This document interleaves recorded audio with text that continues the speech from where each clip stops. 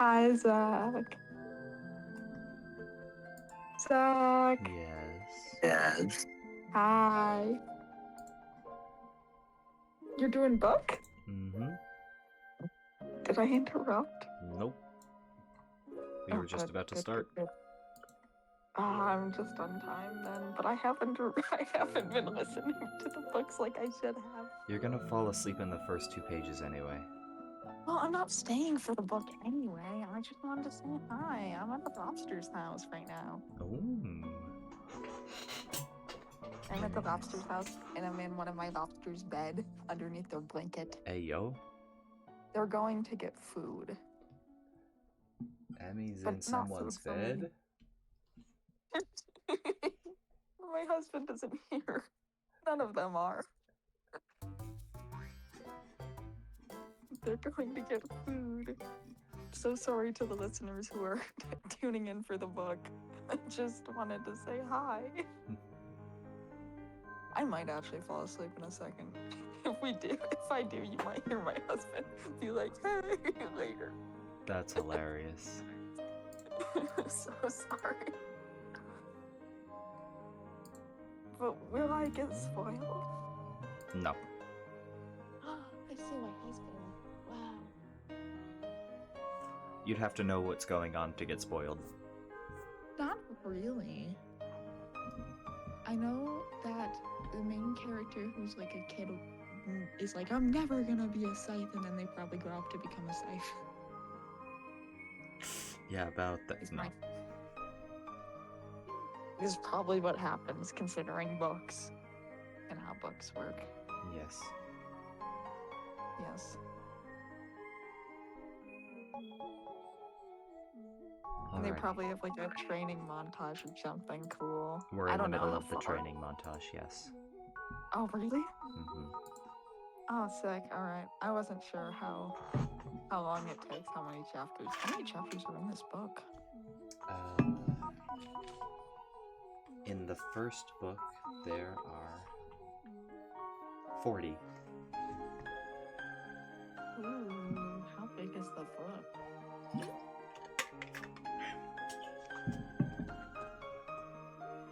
430 pages. Okay, it's sizable. And it's a part of a trilogy. Okay. That sounds good. Mm-hmm. Now, to and those talking. who have come here for the book, we should get into it.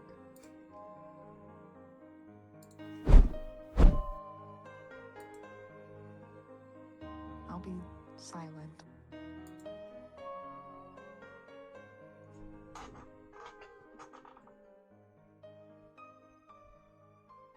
And as the song ends, the book begins.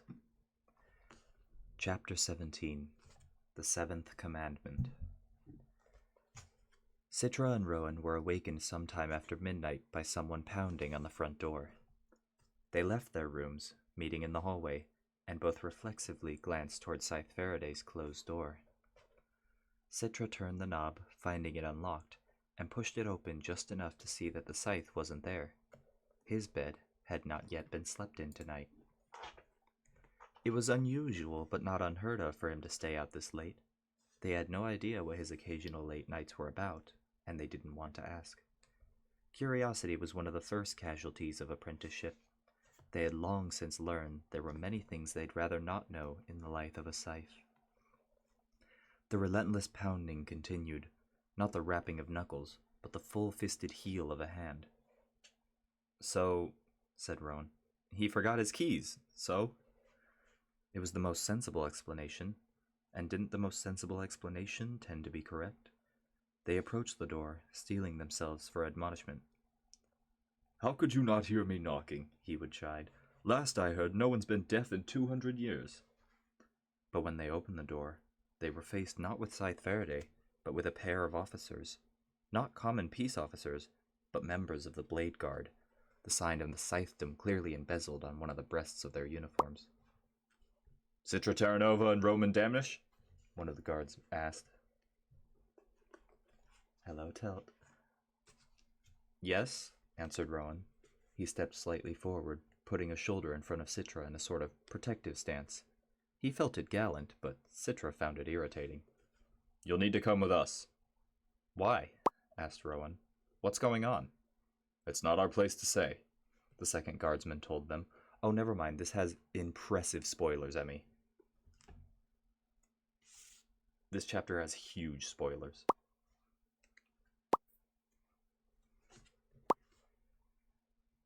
Go enjoy your time with your husband.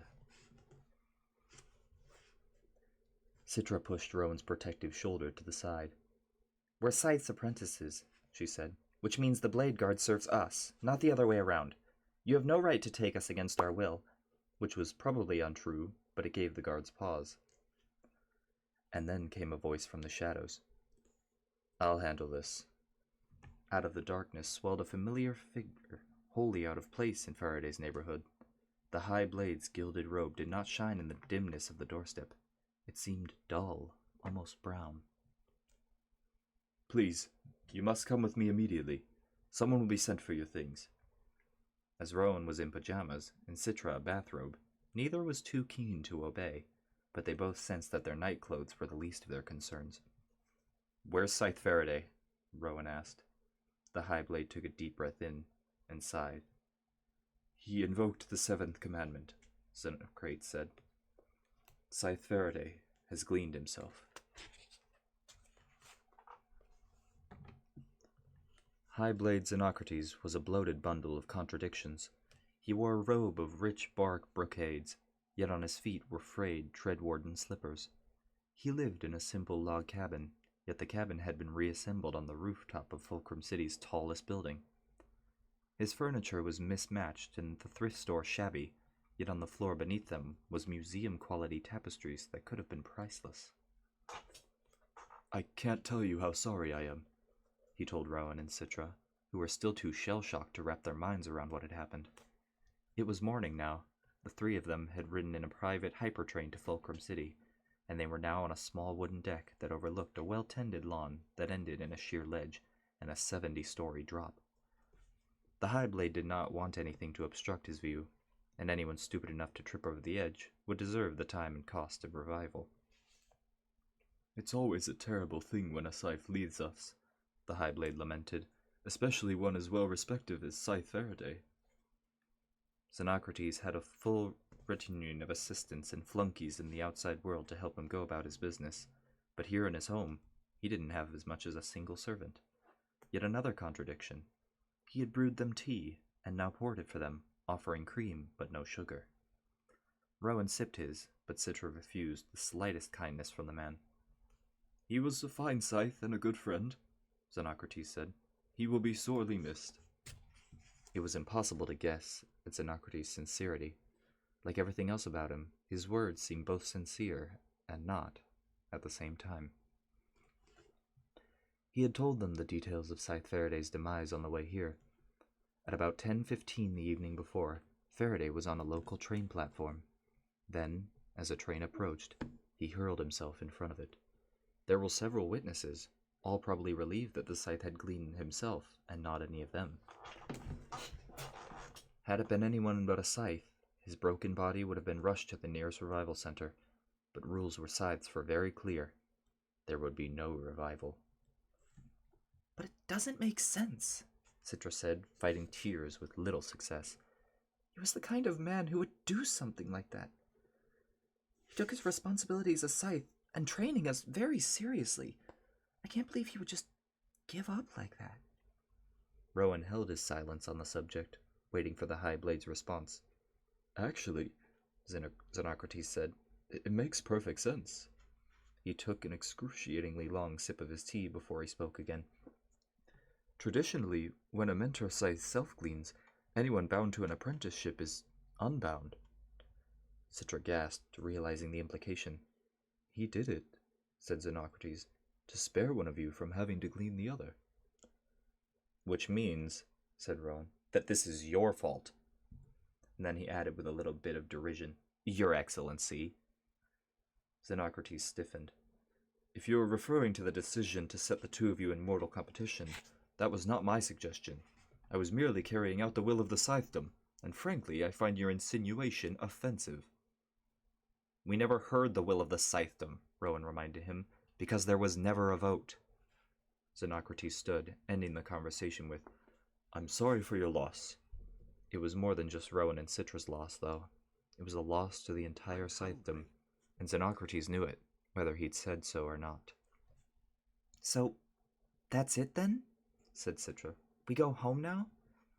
"Not exactly," said Xenocrates, this time not looking either of them in the eye.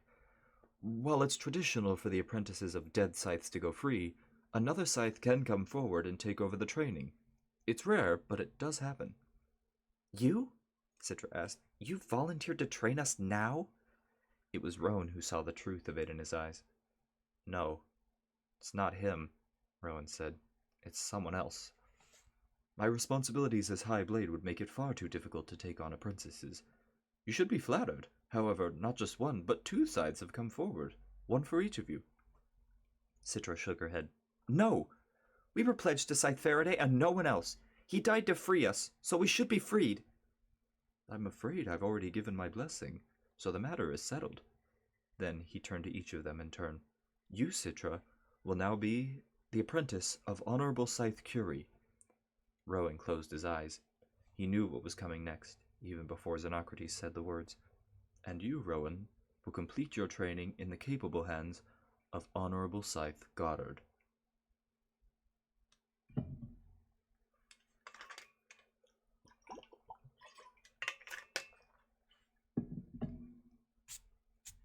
Part 3. The Old Guard and the New Order. I have never taken an apprentice. I simply never felt compelled to subject another human being in our way of life. I often wonder what motivates other Scythes to do so. For some, it's a form of vanity. Learn from me and be odd because I am so wise. For others, perhaps, it's compassion for not being allowed to have children. Be my son or my daughter for a year, and I will give you power over life and death. Yet for others, I imagine it's to prepare for their own self-gleaning. Be the new me, so that the old me can leave this world satisfied. I suspect, however, if I do ever take on an apprentice, it will be for an entirely different reason. From the Gleaning Journal of Honorable Scythe Curie. Chapter 18. Falling Water. At the far eastern edge of Mid-America, near the East America border, was a home with a river running beneath it, spilling from its foundations into a waterfall. It was designed by a very well-known Mortal Age architect, Scythe Curie told Citra as she led her way across a footbridge to the front door. The place had fallen into disrepair, as you can imagine. A home such as this couldn't survive without constant attention. It was in a horrible state, and no one cared enough to preserve it. Only the presence of a scythe would bring forth that kind of donations required to save it. Now it's been returned to its former glory. The scythe opened the door and let Citra step in first. Welcome to Falling Water, Scythe Curie said. The main floor was a huge open room with polished stone floor, wooden furniture, a large fireplace, and windows. Lots and lots of windows. The waterfall was right beneath an expansive terrace. The sound of the river running beneath the home and over the falls was a constant but calming white noise. I've never been in a house with a name, Citra said as she looked around, doing her best to be unimpressed. But it's a bit much, isn't it? Especially for a scythe. Aren't you all supposed to live simple lives? Citra knew such a comment could bring forth the scythe's temper, but she didn't care. Her presence here meant that the Scythe Faraday died for nothing. A beautiful home was no consolation. Scythe Curie did not respond in anger. She just said, I live here not because of its extravagance, but because my presence here is the only way to preserve it. The decor seemed to be frozen in the 20th century, where the place was built. The only hints of modernization were a few simple computer interfaces in unobstructive corners. Even the kitchen was a throwback to an earlier time. Come, I'll show you to your room. They climbed a staircase that was lined on the left by layered sheets of granite and echoed on the right by rows and rows of shelved books. The second floor was the scythe's bedroom suite. The third floor held a smaller bedroom and a study. The bedroom was simply furnished and, like the rest of the home, had huge windows framed in polished cedar, wrapped around 2 entire walls. The view of the forest made Citra feel as if she were perched in a treehouse. She liked it, and she hated that she did. You know that I don't want to be here, Citra said. At last some honesty from you, Scythe Curie said with the slightest of grins. And, added Citra, I know that you don't like me, so why did you take me on? The scythe looked at her with those cold, inscrutable gray eyes. Whether I like you or not is irrelevant, she said. I have my reasons. Then she left Citra alone in her room, without as much as a goodbye. Citra didn't remember falling asleep. She hadn't even considered how exhausted she was. She recalled laying down on the comforter, looking out at the trees, listening to the river roaring endlessly below, wondering if the noise would eventually go from soothing to unbearable. And then she opened her eyes to stark inconscience, squinting at Scythe Curie, who was standing in the doorway by the light switch. It was dark outside now. Not just dark, but lightless, like space. She could still hear the river, but couldn't even see a hint of the trees. Did you forget about dinner? Scythe Curie asked. Citra rose, ignoring the sudden vertigo when she stood. You could have woken me. Scythe Curie smirked. I thought I just did. Citra made her way down to the kitchen, but the scythe let her go first, and she couldn't quite remember the way. The house was a maze. She took a few wrong turns, and Scythe Curie didn't correct her. She just waited for Citra to find her way. What, Citra wondered, would this woman want to eat? Would she silently accept anything Citra prepared, as Scythe Faraday had? The thought of the man brought a wave of sorrow, chased by anger, but she didn't know exactly who to be angry at, so it just festered. Citra arrived on the main floor ready to assess the contents of the pantry and refrigerator, but to her surprise, she found the dinner table set for 2, and steaming plates of food already there. ZZZZ. I had a hankering for Hessenpfeffer, the scythe said. I think you'll like it. I don't even know what Hessenpfeffer is. Best if you don't. Scythe Curie sat down, and bade Citra to do the same. But Citra wasn't quite ready, still wondering if this might be a trick. Scythe Curie dug a spoon into the rich stew, but paused when she saw Citra still standing. Are you waiting for a formal invitation? She asked. Citra couldn't tell if she was irritated or amused. I'm an apprentice. Why would you cook for me? I didn't. I cooked for me. Your grumbling stomach just happened to be in the vicinity. Finally, Citra sat and tasted the stew. Flavorful. A little gamey, but not bad. The sweetness of honey-glazed carrots cut the gaminess. The life of a scythe would be dreadful if we didn't allow ourselves the guilty pleasure of a hobby. Mine is cooking. This is good, Citra admitted, then added, Thank you. They ate mostly in silence. Citra felt odd not being of service at the table, so she got up to refill the sliced glass of water. Scythe Faraday did not have any hobbies, or at least none that he shared with Citra and Rowan. The thought of Rowan made her hand tremble as she poured, and she sloshed some water on the table. I'm sorry, Scythe Curie. She grabbed her own napkin and blotted the spill before it could spread. You'll need a steadier hand than that if you're going to be a scythe. Again, Citra couldn't tell if she was being serious or sardonic. The woman was even harder for Citra to read than Faraday, and reading people was not her forte by any means. Of course, she never realized that until she spent time with Rowan, who, in his own unobtrusive way, was a master of observation. Citra had to remind herself that she had other skills: speed and decisiveness of action, coordination. Those things would have to come into play if she was going to... She couldn't finish the thought. Wouldn't allow herself to. The territory where that thought led was still too terrible to consider. In the morning, Scythe Curie made blueberry pancakes, and then they went out gleaning. While Scythe Faraday always reviewed his notes on his chosen subject and used public transportation, Scythe Curie had an old-school sports car that required substantial skill to drive, especially on a winding mountain road. This Porsche was a gift from an antique car dealer, Scythe Curie explained to her.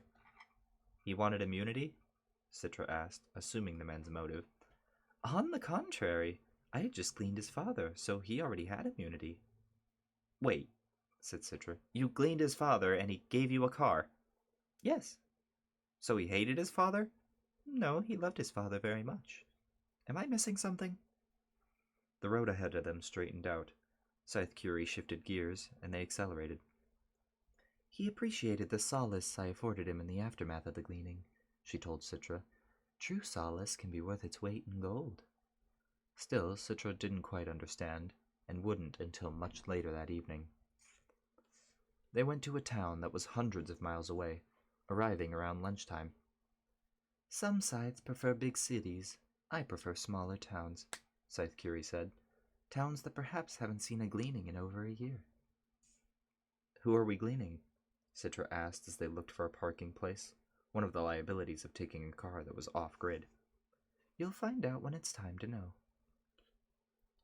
They parked on a main street, then strolled down the street, which was busy but not bustling. Scythe Curie's leisurely pace made Citra uncomfortable, and she wasn't sure why. Then it occurred to her why she went gleaning with Scythe Faraday. His focus was always on the destination, and that destination wasn't a place, but a person, the subject, the soul to be gleaned. As awful as that was, it had somehow made Citra feel more secure.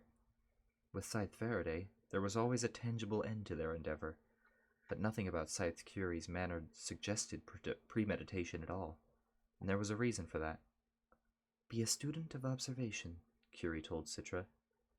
If you wanted a student of observation, you should have chosen Rowan. Scythe Curie ignored that. Look at people's faces, their eyes, the way they move. What am I looking for?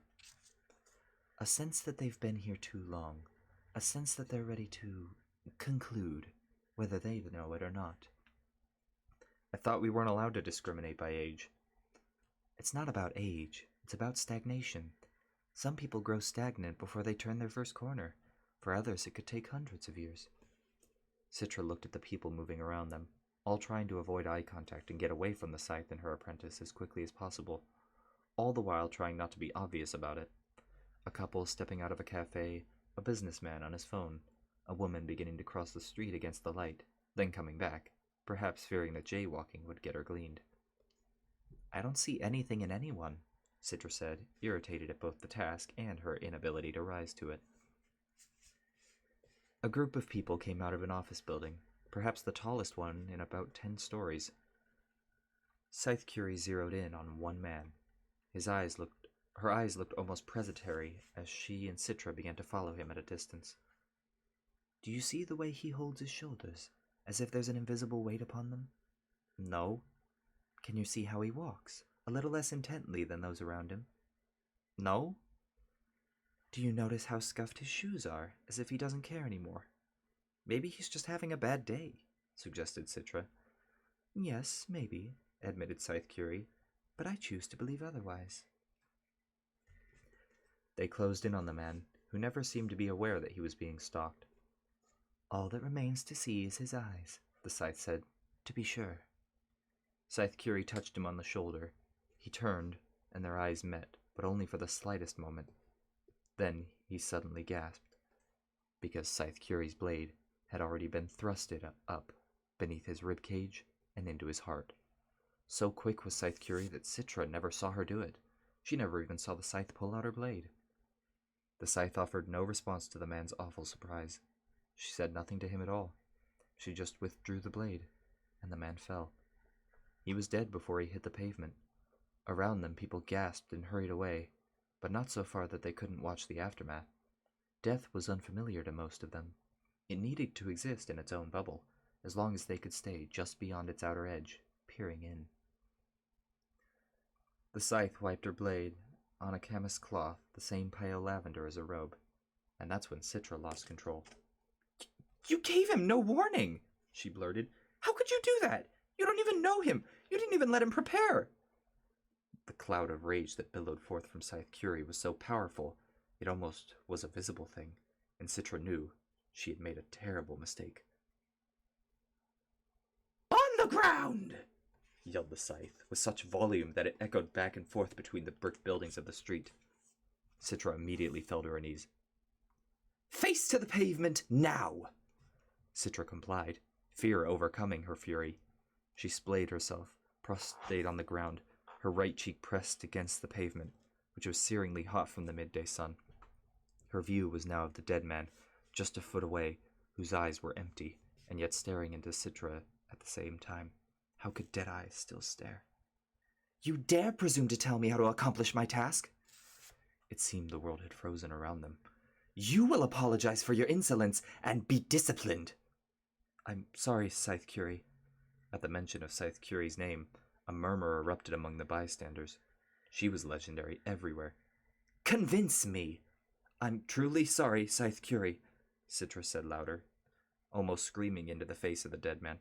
I will never disrespect you again. Get up. The Scythe was no longer raging with earth-shaking wrath. Citra rose, furious at the weakness of her own legs, which shook beneath her, and the incontinence of her eyes, which spewed tears she wished would evaporate before Scythe Curie or any of the bystanders could see. The world-renowned Grand Dame of Death turned to stride away, and Citra followed in her wake, humbled, hobbled, wishing she could take the Scythe's blade and stab it into a woman's back, and then furious at herself for wishing such a thing. They got into the car and pulled away from the curb. Only when they were about a block away did the Scythe finally speak to Citra. Now then, it will be your task to identify the man, find his immediate family, and invite them to Fallingwater so that I may grant them immunity. She spoke without even the slightest hint of the fury she had just moments ago. What? It was as if the scene on the street had never happened. Citra was caught completely off guard, a bit dizzy, as if all the air had been sucked out of the car. I have 48 hours to grant them immunity. I'd like them to gather at my home this evening. But back there, when you had me on the ground. Yes? And you were so angry. Scythe Curie sighed. There's an image to uphold, dear, she said. You defied me in public, so I had no choice but to publicly put you in your place. In the future, you need to hold your opinions until we are alone. So, you're not angry? The Scythe considered the question. I'm annoyed, she said, but then I should have warned you about what I was about to do. Your response was justified, and so was the consequence I levied. Even at the end of the emotional roller coaster, Citra had to admit that the Scythe was right. There was a certain amount of decorum required of an apprentice. Another Scythe might have exacted a punishment far worse. They circled back, and Scythe Curie let Citra off on a side street just a block from where the glean had occurred. She would have an hour to find the family and extend them the invitation. "And if he lives alone, both our jobs will be easy today," the Scythe said. Citra wondered about gleaning could possibly be easy.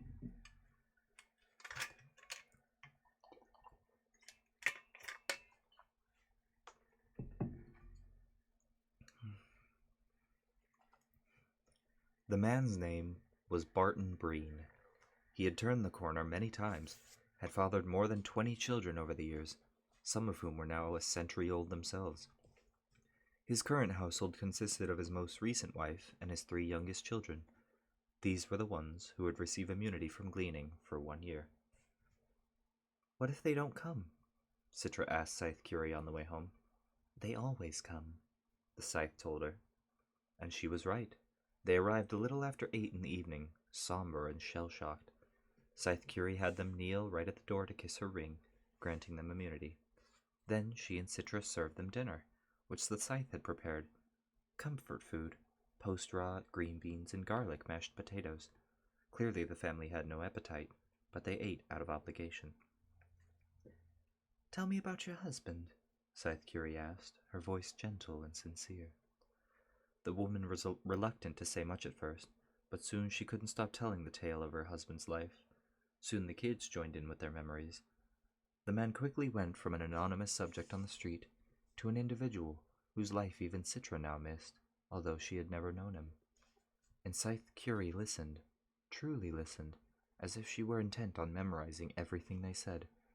More than once her eyes moistened, reflecting the tears of the family. And then the Scythe did the oddest thing. She produced from her robe the blade that had taken the man's life, and set it down on the table. "You may take my life if you like," she told the woman. The woman just stared at her, not understanding. "It's only fair," the Scythe said. "I've taken your husband, robbed your children of their father. You must despise me for it." The woman looked to Citra as if she might know what to do, but Citra only shrugged, equally surprised by the offer. "But attacking a Scythe is punishable by cleaning." "Not if you have the Scythe's permission. Besides, you've already received immunity. I promise there will be no retribution." The knife lay on the table between them, and Citra suddenly felt like the pedestrians of the gleaning, frozen just on the other side of some unthinkable event horizon. Scythe Curie smiled at the woman with genuine warmth. "It's all right. If you strike me down, my apprentice will simply bring me to the nearest revival center, and in a day or 2, I'll be good as new." The woman contemplated the blade. The children contemplated their mother. Finally, the woman said, "No, that won't be necessary." Scythe Curie removed the blade from sight. "Well, in that case, on to dessert." And the family devoured the chocolate cake with a passion they hadn't shown for the rest of the meal, as if a great pall had been lifted. After they were gone, Scythe Curie helped Citra with the dishes. "When you're a Scythe," she told Citra, "I'm sure you won't do things my way. You won't do things the way Scythe Faraday did either. You'll find your own path. It may not bring you redemption, it might not even bring you peace, but it will keep you from despising yourself." Then Citra asked a question she had asked before, but this time she suspected she might get an answer. "Why did you take me on, Your Honor?" The Scythe washed a dish, Citra dried it, and eventually Scythe Curie said the oddest thing. "Have you ever heard of a sport called cockfighting?" Citra shook her head. "Back in the Mortal Age, unsavories would take 2 roosters, put them in a small arena, and watch them battle to the death, wagering on the outcome." "That was legal?" "No, but people did it anyway. Life before the Thunderhead was a blend of bizarre atrocities. You weren't told of this, but Scythe Goddard had offered to take both you and Rowan on." "He offered to take both of us?" "Yes, and I knew it would only be so he could put the 2 of you against each other, day after day for his own amusement, like a cockfight. So I intervened and offered to take you, in order to spare you both Scythe Goddard's bloody arena. Citra nodded in understanding. She chose not to point out that they hadn't been spared the arena at all. They were still facing a mortal struggle. Nothing could change that. She tried to imagine what it might have been like if Scythe Curie had not stepped forward. The thought of not being separated from Rowan was tempered by the knowledge of whose hand they'd be under. She didn't even want to imagine how he was faring with Goddard. As this had turned into an evening of answers, Citra dared to ask the question she'd asked so inappropriately on the street, before the man's body had even grown cold. Why did you glean that man today without warning? Didn't he deserve at least a moment of understanding before your blade? This time, Scythe Curie was not offended by the question. Every scythe has his or her method. This happens to be mine. In the age of mortality, death would often come with no warnings. It is our task to mimic what was stolen from nature, and so that is the face of death I've chosen to recreate. My gleanings are always instantaneous and always public, lest people forget what we do and why we must do it. But what happened to the scythe who gleaned the president, the hero who went after corporate corruption that not even the Thunderhead could rout? I thought the Grand Dame of Death would always glean with greater purpose. A shadow seemed to pass over Scythe Curie's face, a ghost of some sorrow Citra couldn't even guess at. You thought wrong. If you've ever studied Mortal Age cartoons, you'll remember this one. A coyote was always plotting the demise of a smirking, long-necked bird. The coyote never succeeded. Instead, his plans always backfired. He would blow up, or get shot, or splat from a ridiculous height. And it was funny, because no matter how deadly his failure, he was always back in the next scene, as if there were a revival center just beyond the edge of the animation cell. I've seen human foibles that have resulted in temporary maimings or momentary loss of life. People stumble into manholes, are hit by falling objects, trip into the paths of speeding vehicles. And when it happens, people laugh, because no matter how gruesome the event, that person, just like the coyote, will be back in a day or two, as good as new, and no worse or wiser for the wear. Immortality has turned all of us into cartoons. From the Gleaning Journal of Honorable Scythe Curie. Chapter 19. A Terrible Thing to Do. Citra wasn't sure what possessed her to bring up the question she'd asked at Conclave. Perhaps it was the unexpected closeness she felt to Scythe Curie after seeing her feed the grieving family and truly listen to their stories about the man she had gleaned. That night, Scythe Curie came into Citra's room with clean sheets. They made her bed together, and just as they finished, Citra said, In Conclave, you accused me of lying. You were, Scythe Curie said. How did you know? Scythe Curie didn't offer a smile, but she didn't offer any judgment either. When you've lived nearly 200 years, some things are obvious. She tossed Citra a pillow, and Citra stuffed it into a case. I didn't push that girl down the stairs, Citra said. I suspected as much. Citra now clutched the pillow. If it were alive, she would have suffocated it. I didn't push her down the stairs, Citra repeated. I pushed her in front of a speeding truck. Citra sat down, turning away from Scythe Curie. She couldn't look the woman in the face, and now she regretted having confessed this dark secret from her childhood. If the Grand Dame of Death sees you as a monster, what a monster you must truly be. What a terrible thing to do, said the Scythe, but her voice was even, not shocked. Was she killed? Instantly, Citra admitted. Of course, she was back in school 3 days later, but it didn't change what I'd done. And the worst thing was, no one knew. People thought she'd tripped, and all the other kids were laughing, because you know how funny it is when someone gets deadish by accident. But it wasn't an accident, and no one knew. No one saw me do it, and when she came back, she didn't even know. Citra forced herself to look at the Grand Dame of Death, who now sat in a chair across the room from her, gazing at Citra with those invasive gray eyes. You asked me the worst thing I've ever done, Citra said. Now you know. Scythe Curie didn't speak right away. She just sat there, letting the moment linger. Well, Scythe Curie finally said, we're going to have to do something about that.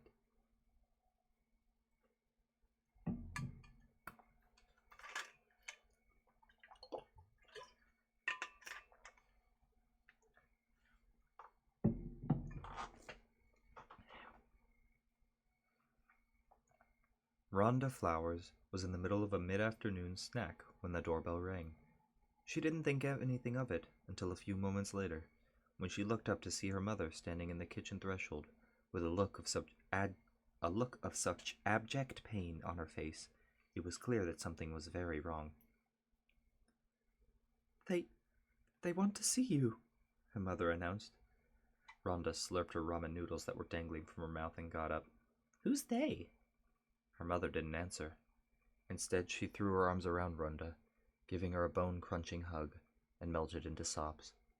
Then, over her mother's shoulder, Rhonda saw them. A girl about her age, and a woman in a lavender garment, clearly in the style of a Scythe's robe. Be brave, her mother whispered desperately into Rhonda's ear. But bravery was about as far away as terror. There simply wasn't enough time to summon either fortitude nor fear. All Rhonda felt was a sudden tingling in her extremities and a dreamy disconnect, as if she were watching a scene from someone else's life.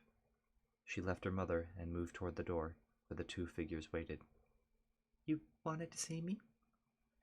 The Scythe, a woman with silky silver hair and a steely gaze, smiled. Rhonda never considered that a Scythe might smile. On the rare occasions she'd encountered them, they always seemed so somber.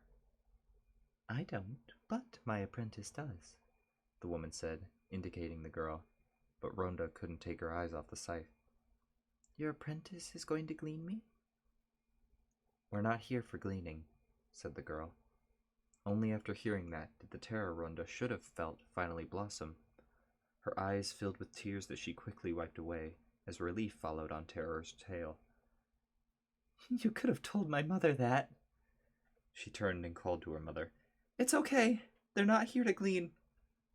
Then she stepped outside, pulling the door closed behind her, knowing if she didn't, her mother would eavesdrop on whatever this was about. She had heard that traveling Scythes would show up at people's doors, asking for shelter or food for the night, or sometimes they needed information from people for reasons she could only guess at. But why they specifically wanted to speak to her, she couldn't imagine. You probably don't remember me, said the girl, but we used to go to school together years ago, before you moved here. As Rhonda studied the girl's face, she pulled forth the vaguest memory and tried to grasp at a name. Cindy something, right? Citra Terranova. Oh, right. And then the moment became awkward, as if standing on your porch with a Scythe and her apprentice wasn't awkward enough already. So, what can I do for your honors? She wasn't sure if an apprentice warranted the title of Your Honor, but it couldn't help to err on the side of respect. Now that she had time to let the face and name sink in, Rhonda did remember Citra. As she recalled, they didn't like each other very much. Well, here's the thing, said Citra. Do you remember that day when you fell in front of the truck? Rhonda gave an involuntary shift on her shoulders. Like I could possibly ever forget it. After I got back from the revival center, everyone called me Rhonda Roadkill for months. Getting run over by a truck was perhaps the most annoying thing that had ever happened to her. She was deadish for 3 whole days, and ended up missing every last performance of her dance recital. The other girls said they did fine without her, which just made it worse. The only good thing about it was the food at the revival center on the day she regained consciousness. They had the best homemade ice cream, so good that she once splatted to get another taste of it. But of course, leave it to her parents to send her to the cheapo revival center with sucky food. So, you were there when it happened? Well, here's the thing, Citra said for the second time. Then she took a deep breath and said, It wasn't an accident. I pushed you. Ha! Said Rhonda. I knew it! I knew someone pushed me! At the time, her parents had tried to convince her that it was unintentional, that someone had bumped her. Eventually, she'd come to believe it, but in the back of her mind, she always held on to that little bit of doubt. So it was you! Rhonda found herself smiling. There was a victory in knowing that she hadn't been crazy all those years. Anyway, I'm sorry, Citra said. I'm really, really sorry. So why are you telling me now? Well, here's the thing, Citra repeated, like it was a nervous tic. Being a Scythe's apprentice means I have to make amends for my past bad choices. And so I want to give you the chance to do the same to me. She cleared her throat. I want you to push me in front of a truck. Rhonda scoffed at the suggestion. She didn't mean to, it just came out. Really? You want me to throw you in front of a speeding truck? Yes. Right now? Yes. And your Scythe is okay with that? The Scythe nodded. I support Citra entirely. Rhonda considered the proposal. She supposed she could. How many times had there been someone in her life she wanted to dispose of, even just temporarily? Just last year, she had come remarkably close to accidentally electrocuting her lab partner in science because he was such an ass. But in the end, she realized that he'd get a few days vacation, and she'd have to finish the lab alone. This situation was different. It was a free revenge ticket. The question was, how badly did she want revenge? Listen, it's tempting and all, said Rhonda, but I've got homework and dance class later. So, you don't want to? It's not that I don't want to, I'm just busy today. Can I throw you under a truck some other time? Citra hesitated. Okay. Or better yet, maybe you can just take me out to lunch or something. Okay. Just next time, please give us some warning so you don't freak out my mother. Then she said goodbye, stepped inside, and closed the door. How bizarre, said Rhonda. What was that all about? Her mother asked. And since she didn't want to get into it, Rhonda said, nothing important, which irritated her mother, just as it was intended to. Then she went back to the kitchen, where she found her ramen had gotten cold. Great. Citra felt both relieved. Am I having a stroke? Citra felt both relieved and humiliated at once. For years she had held on to this secret crime. Her gripe with Rhonda had been petty, as most childhood resentments are. It was in the way Rhonda always spoke of her dancing as if she were the most talented ballerina in the world. Citra was in the same dance class, back in that magical childhood time, where little girls nurtured the delusion that they were as graceful as they were cute. Rhonda had led the pack in disabusing Citra of that delusion through eyeball rolls and exasperated exhales every time Citra took an imperfect step. The push wasn't premeditated. It was a crime of opportunity, and that one act had cast a shadow over Citra that she hadn't even realized until she faced the girl today. And Rhonda didn't even care. It was water under a very old bridge. Citra felt stupid about the whole thing now. You realize that in the age of mortality, you would have been treated much differently. Scythe Curie didn't look at her as she spoke. She never looked away from the road when she was driving. Citra was getting used to the odd habit. How strange to actually have to see the path of your journey in order to make it. If it was the age of mortality, I wouldn't have done it, Citra told her with confidence, because I know she wouldn't be back. Pushing her then would have been more like gleaning. They had a word for it. Murder. Citra chuckled at the archaic word. That's funny. Like a bunch of crows. I'm sure it wasn't funny at the time. She did a quick maneuver to avoid a squirrel on the winding road. Then Scythe Curie took a rare moment to glance over at Citra when the road ahead straightened. So now the penance you've given yourself is to be a Scythe, forever doomed to take lives as punishment for that one childhood act. I didn't give it to myself. Didn't you? Citra opened her mouth to answer. Please follow the stream. But then stopped. What if Scythe Curie was right? What if deep down, Citra had accepted the apprenticeship with Scythe Faraday to punish herself for the crime only she cared about? If so, it was an unusually harsh judgment. Had she been caught, or had she confessed, her punishment would have been a short suspension from school, at most, plus a fine for her parents, and a stern reprimand. It would have even had an upside. Her schoolmates would have been afraid to cross her. The difference between you and most other people, Citra, is that any other person would not have cared once that girl was revived. They would have simply forgotten about it. Scythe Faraday saw something in you when he chose you. Perhaps that's the weight of your conscience.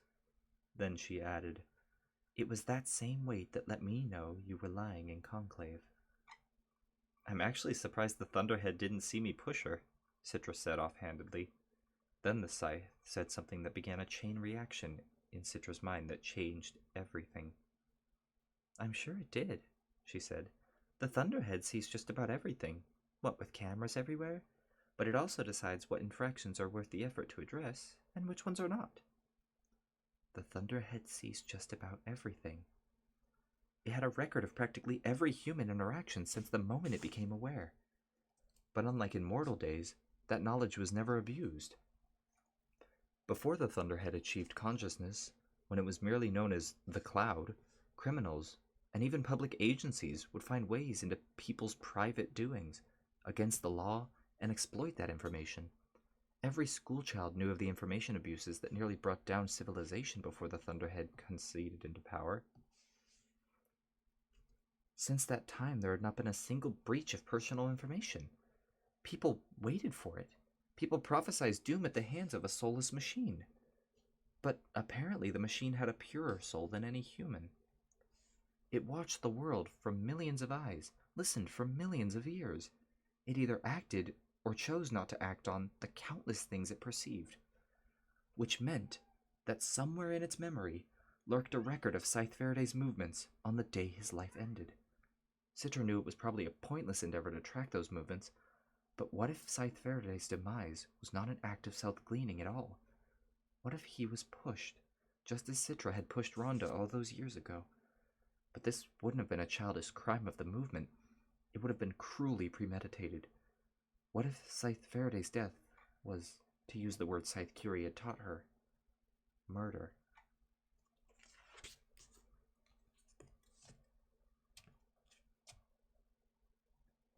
As a young man, I marveled at the stupidity and hypocrisy of the mortal age. In those days, the purposeful act of ending human life was considered the most heinous of crimes. How ridiculous!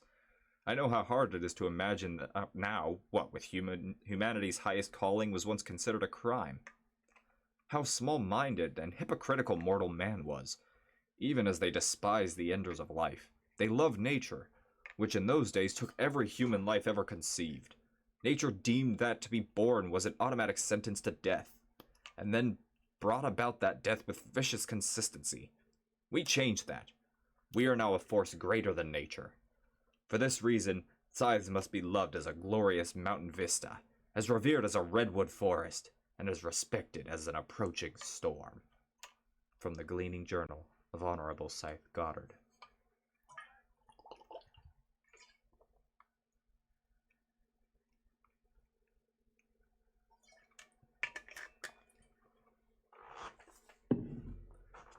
I'm going to die. Rowan had begun repeating this to himself like a mantra, hoping it would make it easier to digest. Yet he seemed no closer to accepting it. Even under different sides, the edict pronounced at Conclave still stood. He would kill Citra at the end of their apprenticeship, or she would kill him. It was too juicy a bit of drama for the Scythe to cancel just because they were no longer apprentices of Scythe Faraday. Rowan knew he could not kill Citra, and the only way to avoid the possibility was to be to throw the competition, to perform so poorly between now and the final conclave that they had no choice but to grant Scythehood to Citra. Then her first honor-bound duty would be to glean Rowan. He trusted she would make it quick, that she would be merciful. The trick would be not to make his failure obvious. He must appear to be doing his best. No one must know his true plan. He was up to the task. I'm going to die. Before that fateful day in the principal's office with Cole Whitlock, Rowan hadn't even known anyone who died. Gleaning had always been at least 3 degrees removed, the relative of someone who knew someone he knew. But over the past 4 months, He'd witnessed dozens upon dozens of gleanings firsthand. I'm going to die. 8 more months. He would see his 17th birthday, but not much more. Even though it would just be his choice, the thought of being just another statistic for Scythe's records irritated him. His life had been a whole lot of nothing. Lettuce Kid. He thought that the label was funny, a badge of honor, but now it was indictment. His was a life without substance, and now it would end. He should never have accepted Scythe Faraday's invitation to be a Scythe's apprentice. He should have just gone on with his unremarkable life, because then, maybe, just maybe, he would have had the chance to do something remarkable with it in his time. You've barely said a word since you got into the car. I'll talk when I have something to say. He rode with Scythe Voltra in an off-grid Rolls Royce, perfectly maintained since the age of mortality, the Scythe's yellow robe in stark contrast to the dark earth tones of the vehicle's interior. Voltra didn't do the driving. There was a chauffeur. They wove through a neighborhood where the homes became increasingly larger and the grounds more vast, until the residents disappeared entirely behind gates and ivory-covered walls. Volta, one of Goddard's disciples, had golden citrine gems embedded in his yellow robe. He was clearly a junior Scythe, just a few years out of apprenticeship, in his early 20s perhaps, still an age where numbering one's years felt important. His features and skin tone had an Afric-leaning, which made the yellow of his garments seem even brighter. So, is there a reason you chose your robes to be the color of piss?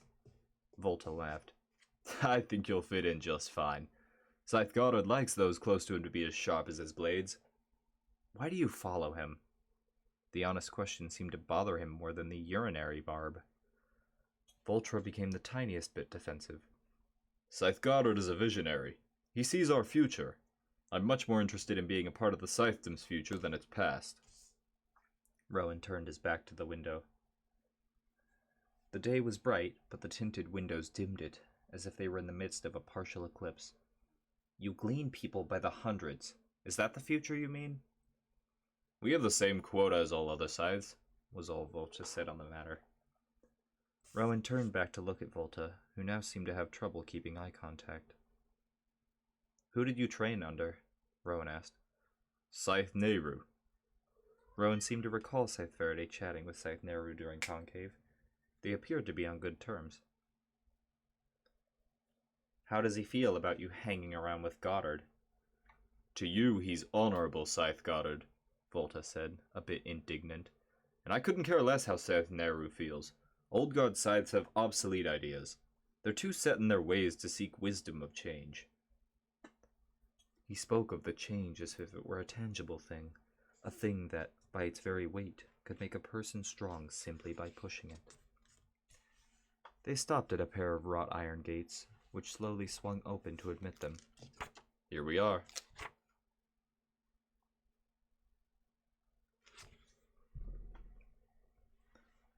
A quarter-mile driveway ended at a palatial estate. A servant greeted them and led them into the mansion. Rowan was immediately assaulted by loud dance music. There were people everywhere, reveling as if it were the New Year's Eve. The whole estate seemed to undulate in the throes of a relentless beat.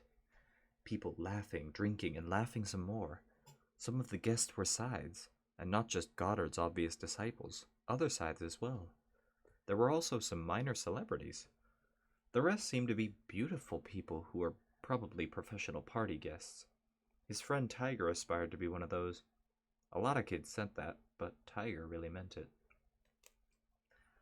The servant led them out back to a huge pool that seemed more suited to a resort than a home. There were waterfalls and a swim-up bar, and a more beautiful people happily bobbing. Scythe Goddard was in a cabana just beyond the deep end, its front open to the festivities before him. He was attended by more than one fawning bimbotech.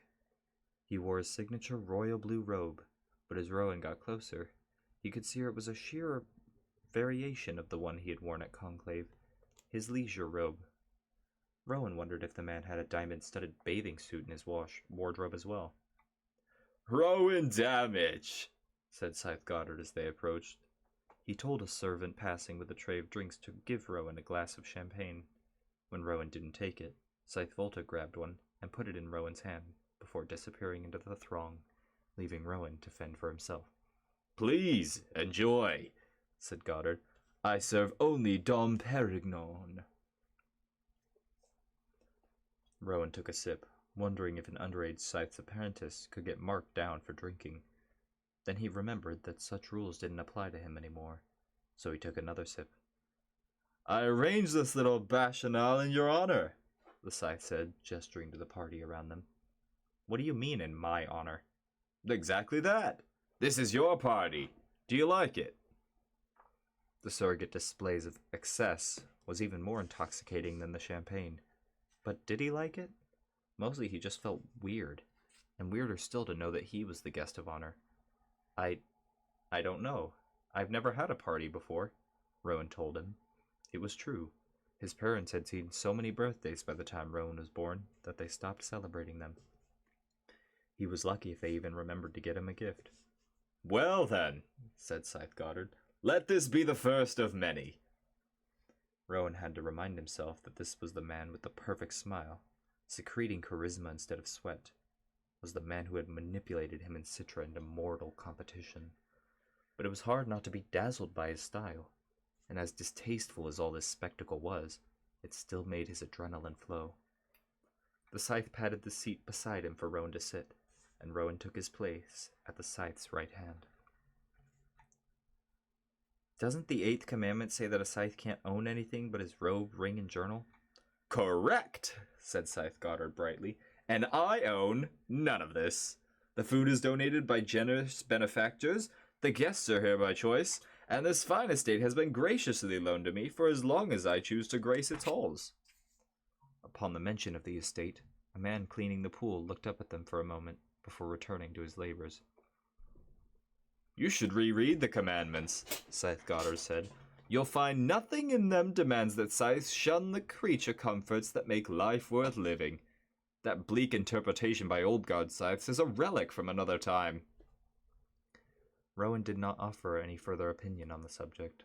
It was Scythe Faraday's humble and serious, old guard nature that had made an impression on Rowan. He had been approached by Scythe Goddard with enticements of rock star glamour in exchange for the taking of lives. He would have declined. But Faraday was dead, and Rowan was here, looking out at strangers that were here for his benefit. "If it's my party, shouldn't it have people I know?" "A Scythe is a friend of the world. Open your arms and embrace it." It seemed Scythe Goddard had an answer for everything. "Your life is about to change, Rowan Damage," he said, waving his arm to indicate the pool and the parties and the servants and the elaborate spread of food just past the shallow end that kept being replenished. "In fact, it already has." Among the party guests was a girl who seemed markedly out of place. She was young, 9 or 10 at the most, and completely oblivious to the party around her as she frolicked in the shallow end of the pool. "It looks like one of your guests brought their kid to the party," Rowan commented. "That," said Goddard, "is Esme, and you would be wise to treat her well. She is the most important person you will meet today." "How so?" "That chubby girl there is the key to the future, so you'd better hope she likes you." Rowan would have continued picking at Goddard's enigmatic responses, but his attention was grabbed by a beautiful party girl approaching in a bikini that seemed almost painted on. Rowan realized a moment too late that he was staring. She grinned and he blushed, looking away. "Ariadne, would you be so kind as to give my apprentice a massage?" "Yes, Your Honor," said the girl. Maybe later," Rowan said. "Nonsense," said the Scythe. "You need to loosen up. And Ariadne has magical hands skilled in Swedish techniques. Your body will thank you." She took Rowan by the hand, and that killed any resistance. He rose and let himself be led away. "If our young man is pleased by your efforts," Scythe Goddard called after them, "I will allow you to kiss my ring." So Ariadne led him to the massage tent. Rowan thought. In 8 months, I'm going to die. So perhaps he could allow himself a little indulgence on the way.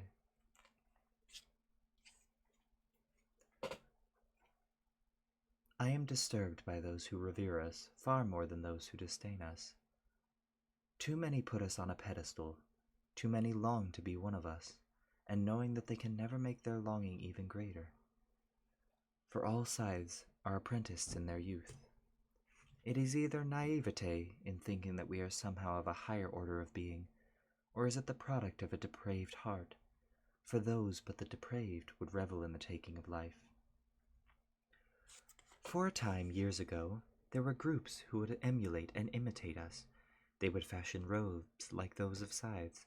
They would wear rings that looked similar to ours. For many, it was just costume play.